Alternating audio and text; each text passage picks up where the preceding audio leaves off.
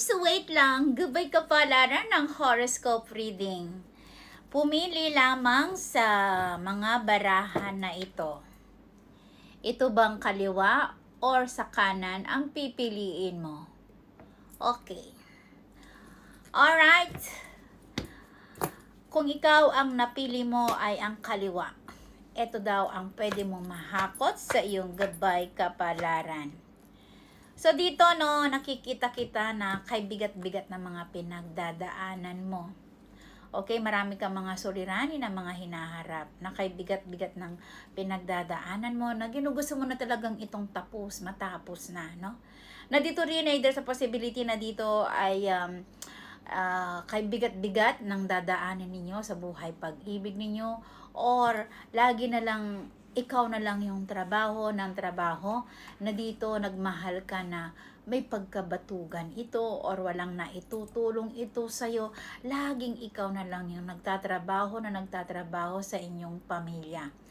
Ngunit if ever na dito rin ay ginugusto mong meron kang trabaho na ginugusto mong ipatapos ito na gusto mong matapos ka na dyan na aayusin mo, tatapusin mo na lang ito at maghahanap ka ng mas magandang oportunidad or trabaho or ikaw ay umaasa ka na balang araw ay makahanap ka or makaalis ka dyan sa trabaho mo na nahihirapan ka and if ever na ito ay meron kang something na sinusuri at umaasa ka, yes daw, makakahanap ka ng mas magandang trabaho. If ever nahirap ka dyan at walang pagbabago or walang improvement ang buhay mo, magkakaroon ka daw ng tiis-tiis ka lang dyan, tapusin mo lang yan. Kapag natapos na yan, magkakaroon ka ng overflow ng kaligayahan at katagumpayan sa buhay mo na hindi nasayang yung mga paghihirap mo. Okay? At ito naman ang pwede mong mahakot sa iyong Destiny card. Alright, here we go. Destiny card sa nakapili ng kaliwa.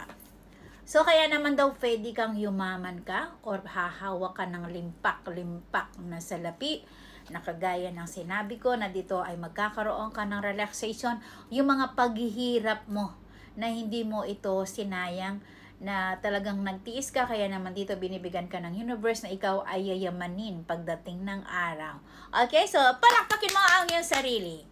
Okay, if ever naman ito ang nakapili dito sa kanan, ito daw ang sinasabi ng iyong gabay kapalaran. So dito there's a possibility na ikaw ay nagbabalak ka ng magnegosyo ka. Kung ikaw ay binabalak mong magnegosyo ka or something, nag-iisip ka ng something new na para sa ikauunlad ng buhay mo, yes, there's a potentially na dito rin ay pwede ka magkaroon ka ng negosyo na magpapaunlad sa buhay mo at dahil ikaw din yung takbuhan ng mga pamilya mo, you are very family oriented, so marami kang plano. Na dito rin ay magkakaroon ka ng pag-ibig na generosity ito na makakatulong sa iyo ng bonggang-bongga. Na dito rin meron ako nakikita if ever na meron ginugustong magbuntis or something na single mother ito or you are single parent ito.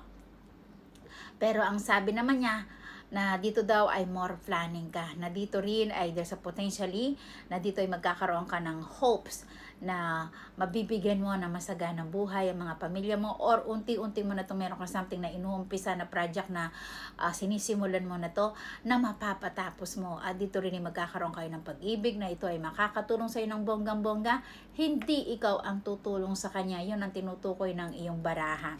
Kaya naman dito my darling, so umpisahan mo na more planning ka kung ano itong mga pinaplano mo and yes, magkakaroon ka ng magandang negosyo na ikatatagumpay or ikayayaman din ng buhay mo or ikatatagumpay na mabibili mo, masisimulan mo, magpapagawa ka ng bahay or makakatulong sa iyo ng bonggang-bongga. At ito naman ang pwede mong mahakot sa iyong Destiny card.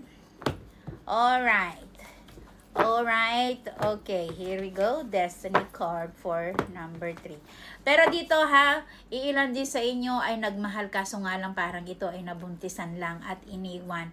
Pero pagkatapos nitong pag-ibig mo na to, broken hearted mo na to, meron ka naman pag-ibig na makakatulong sa iyo ng bonggang-bongga. Alin man diyan sa mga tinutukoy ko. Okay, at ito naman ang pwede mong mahakot sa iyong Destiny card. Alright, okay, here we go. O, ayan daw. So dito no, meron ka namang pabugso-bugso mga sorpresa. So masiswerte kayo. Okay, parang binibigay ng universe na dito yung mga nakakapanood or nakakarinig na sinasabi ko ay sila yung mga masigasig, or if ever na hindi ma-resonate sa inyo to, take it. If it is not, hindi naman, leave it. Pero ang sabi naman niya, na dito daw ay meron ka mga pabugso-bugso mga blessings na ikagugulat mo or ikasuswerte ng buhay mo na hindi mo to inaasahan. Kaya, palakpakin mo rin ang iyong sarili. Ayan, so, muli si Lady Diyosa ang nag-uulat. Thank you sa inyong panonood. Hanggang sa muli. Goodbye!